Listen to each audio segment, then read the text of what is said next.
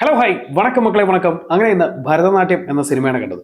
സിനിമയെക്കുറിച്ച് പറയുകയാണെന്നുണ്ടെങ്കിൽ നമ്മൾ ഹൈലി ഇമോഷണലായിട്ട് എടുക്കാവുന്ന ചില സംഭവങ്ങളുണ്ടല്ലോ, നമ്മുടെ ജീവിതത്തിലെ തന്നെ കീഴ്മേൽ മറിക്കാൻ കെൽപ്പുള്ള ചില സംഭവങ്ങൾ. ആ സംഭവങ്ങളെ മറ്റൊരു തലത്തിലൂടെ അവതരിപ്പിച്ചാൽ എങ്ങനെയിരിക്കും എന്നുള്ളതാണ് ഈ സിനിമയിൽ എനിക്ക് തോന്നിയ ഏറ്റവും നല്ല പ്ലസ് പോയിന്റ്.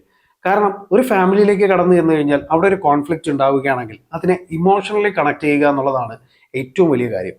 സോ ആ ഇമോഷണലി കണക്ട് ആവുന്ന കാര്യത്തിനെ കുറച്ച് ഫണ്ണായിട്ടൊക്കെ അവതരിപ്പിച്ച് കഴിഞ്ഞാൽ എങ്ങനെയിരിക്കും, അത് ഈ സിനിമയിൽ ഉടനീളം കാണാൻ പറ്റുന്ന ഒരു കാര്യമാണ്.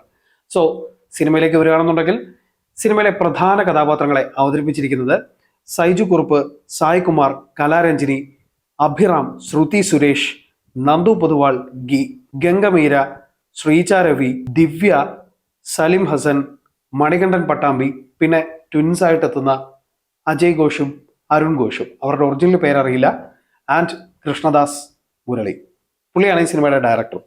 എനിവേ, പുള്ളിക്ക് നന്നായിട്ട് പണിയറിയാന്നുള്ളത് ഈ സിനിമ കാണുമ്പോൾ നമുക്ക് മനസ്സിലാക്കാൻ പറ്റും. കാരണം ഇത്രയും ഒരു ഹെവി ആയിട്ടുള്ള ഒരു ടോപ്പിക്കിനെ വളരെ നൈസായിട്ട് അവതരിപ്പിച്ചെടുക്കുക എന്ന് പറയുന്നത് ചെറിയൊരു കാര്യമല്ല. ആ കാര്യത്തിൽ പുള്ളി അടിപൊളിയായിട്ട് വിജയിച്ചിട്ടുണ്ട്.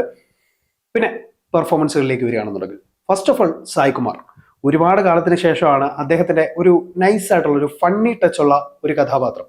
തുടക്കത്തിലൊക്കെ ഒരു മുരടൻ ക്യാരക്ടറായിട്ട് നിൽക്കുന്ന ഒരു മനുഷ്യൻ ഒരു പ്രത്യേക സംഭവത്തിന് ശേഷം ഈ മനുഷ്യന് ചെകുത്താനും കടലിനും ഇടയിൽപ്പെടുന്ന ഒരവസ്ഥയാണ്. സോ ആ ഘട്ടത്തിൽ പുള്ളിക്ക് ഉണ്ടാവുന്ന കുറേ സംഭവങ്ങളുണ്ട്. അതിനെയൊക്കെ ഒരു ഫണ്ണായിട്ട് പുള്ളി അവതരിപ്പിക്കുക, അല്ലെങ്കിൽ പറ്റിപ്പോയി, അല്ലെങ്കിൽ ചെയ്തു പോയി എന്ന് പറയുന്ന ഒരു രീതി ഉണ്ടല്ലോ, അതിനെയൊക്കെ ഡയലോഗ്സ് അധികം കൊടുക്കാതെ എക്സ്പ്രഷനിലൂടെ കണക്ട് ചെയ്യിപ്പിക്കുക. ഇനി ഒന്നും ചെയ്യാൻ പറ്റൂല എന്ന് പറയുന്ന ചില സിറ്റുവേഷനൊക്കെ ഉണ്ടല്ലോ, അതിനെയൊക്കെ വളരെ നൈസായിട്ട് പെർഫോം ചെയ്തിരിക്കുക എന്ന് പറയുന്നത് ചെറിയ കാര്യമല്ല. പുള്ളിയുടെ ആ എക്സ്പ്രഷൻ കൊണ്ട് തന്നെ നമ്മൾ ഒരുപാട് ചിരിക്കും. അതെനിക്ക് നന്നായിട്ട് ഇഷ്ടപ്പെട്ടു. പുള്ളിക്കാരൻ അടിപൊളിയായിട്ട് അത് പെർഫോം ചെയ്തിട്ടുണ്ട്. അതുപോലെ തന്നെയാണ് കലാരഞ്ജനിയുടെ കാര്യവും.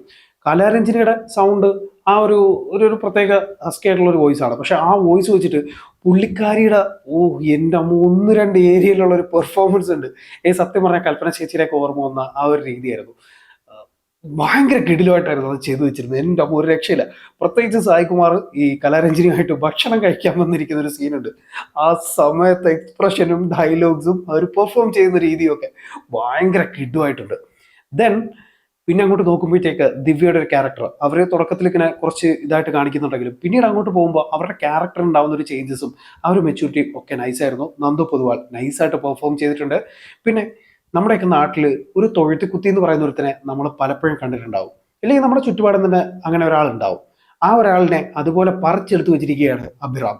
പുള്ളിക്കാരൻ അടിപൊളിയായിട്ട് ചെയ്തിട്ടുണ്ട്. ആ ഒരു കഥാപാത്രത്തിനെ ഗംഭീരമായിട്ട് പുള്ളിക്കാരൻ സെറ്റ് ചെയ്ത് വെച്ചിട്ടുണ്ട്. ചില സമയത്ത് നോക്കി ഇവനെ രണ്ട് പൊട്ടിച്ചാലാടാ എന്ന് തോന്നുന്ന രീതിയിൽ തന്നെയാണ് പുള്ളിക്കാരൻ ആ ഒരു ക്യാരക്ടറിനെ ചെയ്തിരിക്കുന്നത്. അല്ലെങ്കിൽ ഇവൻ എന്തിന്റെ കടിയാ ഇങ്ങനെ ഒരിടത്ത് ഇങ്ങനെ ഒരു കാര്യമില്ലാത്തടത്ത് കയറി തലയിടുക, ആവശ്യമില്ലാത്ത പ്രശ്നങ്ങൾ ഉണ്ടാക്കിയെടുക്കുക എന്നൊക്കെ പറയുന്ന രീതിയിൽ. സോ അത് ഭയങ്കര രസമാണ്. പിന്നെ ശ്രീജ രവിയുടെ ക്യാരക്ടർ നൈസായിരുന്നു. പിന്നെ ഈ ട്വിൻസ് ആയിട്ട് വരുന്ന അവരുടെ പെർഫോമൻസ് പൊള്ളിയാണ്. ഇതിന്റെ അവസാന ഭാഗത്തേക്കൊക്കെ എത്തുമ്പോഴത്തേക്ക് അവരുടെ ആ ഒരു ബോണ്ടിങ്ങിനെയൊക്കെ വളരെ സിമ്പിളായിട്ട് കാണിച്ചു പോകുന്നുണ്ട്. സോ അതൊക്കെ ഭയങ്കര നൈസായിരുന്നു. ഒരു ഹെഡ്സെറ്റ് കൊടുക്കുന്ന സീനിൽ തന്നെ നമുക്ക് ഒരു എന്താ പറയുക, മനസ്സിൽ തൊട്ടുപോകുന്ന ചെറിയൊരു സീനായിട്ട് നമുക്ക് തോന്നും. പക്ഷെ ആ സീനിനുള്ളൊരു ഇമ്പാക്റ്റ് ഭയങ്കര രസമായിരുന്നു. സോ ടോട്ടലി നോക്കുകയാണെന്നുണ്ടെങ്കിൽ നൈസായിട്ടുള്ളൊരു മൂവിയാണ്. അതുപോലെ തന്നെ ഇതിൻ്റെ ബാക്ക്ഗ്രൗണ്ട് മ്യൂസിക്, സിനിമാറ്റോഗ്രാഫി എല്ലാം ഭയങ്കര കിടുവായിരുന്നു. ബാക്ക്ഗ്രൗണ്ട് മ്യൂസിക്കിന് ഈ സിനിമയിൽ വലിയൊരു പ്രാധാന്യമുണ്ട്. അത് പലയിടങ്ങളിലും ഈ സിനിമയെ താങ്ങി നിർത്തുന്ന ഒരു ഘടകം തന്നെയാണ്. സോ കൃഷ്ണദാസ് എന്ന് പറയുന്ന ഒരു സംവിധായകന്റെ ഈ ഒരു സംരംഭം വളരെ നൈസാണ്. എന്നെ സംബന്ധിച്ചിടത്തോളം തിയേറ്ററിൽ അത്യാവശ്യം നന്നായിട്ട് ചിരിക്കാനും കുറേ ഏരിയാസിലൊക്കെ ഇമോഷണൽ ആയിട്ട് വരുന്ന കുറേ രംഗങ്ങളുണ്ട്. അതിനെയൊക്കെ വളരെ സിംപ്ലി നമ്മളെ ഹേർട്ടിൽ ഇങ്ങനെ ടച്ച് ചെയ്തു പോകുന്ന കുറേ കാര്യങ്ങളൊക്കെ ഉണ്ട്. ശ്രീജ രവിയും നമ്മുടെ കലാരഞ്ജനിയായിട്ടുള്ള ഒരു കോംബോ സീൻസിലൊക്കെ വരുന്ന കുറേ സംഭവങ്ങളുണ്ട്. അതൊക്കെ ഭയങ്കര കിടുവായിരുന്നു. സോ തിയേറ്ററിൽ പോയി കാണാൻ പറ്റുന്ന ഒരു വൺ ടൈം വാച്ചബിളിന് പറ്റിയ അത്യാവശ്യം നല്ലൊരു ഫാമിലി കോമഡി എന്റർടൈനർ മൂവി തന്നെയാണ് ഭരതനാട്യം. സോ കണ്ടു നോക്കുക. ഈ ഒരു നാട്യത്തിലെ നാട്യശാസ്ത്രം എന്തൊക്കെയാണെന്നുള്ളത് നിങ്ങൾക്ക് സിനിമ കാണുമ്പോൾ മനസ്സിലാക്കാൻ പറ്റും. അപ്പോൾ അഭിപ്രായങ്ങൾ വ്യക്തിപരമാണ്. സിനിമ തിയേറ്ററിൽ തന്നെ കണ്ടു വിലയിരുത്തുക. ഇൻഷോർട്ട് മല്ലു ഈ സിനിമയ്ക്ക് എടുക്കുന്ന റേറ്റിംഗ് 3/5 ആണ്. അപ്പോൾ കൂടുതലൊന്നും പറയുന്നില്ല. നമ്മുടെ ചാനലിൽ വരുന്ന വീഡിയോസ് ഒക്കെ ഇഷ്ടപ്പെടുകയാണെന്നുണ്ടെങ്കിൽ ചാനൽ സബ്സ്ക്രൈബ് ചെയ്യുക. അതുപോലെ തന്നെ നിങ്ങളുടെ വിലയേറിയ അഭിപ്രായങ്ങൾ കമൻറ്റ് ചെയ്യാനും മറക്കരുത്. വീഡിയോ ഇഷ്ടമായാൽ മറ്റുള്ളവർക്ക് ഷെയർ ചെയ്ത് കൊടുക്കുക. മാക്സിമം സപ്പോർട്ട് ചെയ്യുക, കൂടെ ഉണ്ടാവുക. അപ്പോൾ പുതിയ വീഡിയോസായിട്ട് വീണ്ടും കാണാം. അതുവരേക്കും